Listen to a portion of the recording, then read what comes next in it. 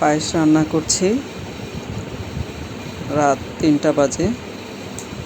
দেখুন সেমাইটা রান্না করে নিচ্ছি। এখন রান্না করছি এই যে নবাবী সেমাই রান্না করেছি। তারপরে এটা ঝরঝরে মচমচে সেমাই, বেশি করে নারিকেল, খেজুরের গুড়। আর এটা হলো পাকিস্তানি সেমাই, দুধে ভেজানো, খেতে অনেক মজা হয়েছে। আচ্ছা, নবাবী সেমাইটা অনেক ভালো হয়েছে। এই যে এই সেমাইটাও দুধের সেমাই, এই সেমাইটা পছন্দ করে সবাই। পায়েসটাও ভালো হয়েছে। তারপরে নুডলস রান্না করে সকালে তেলটা দিয়ে দিয়েছি।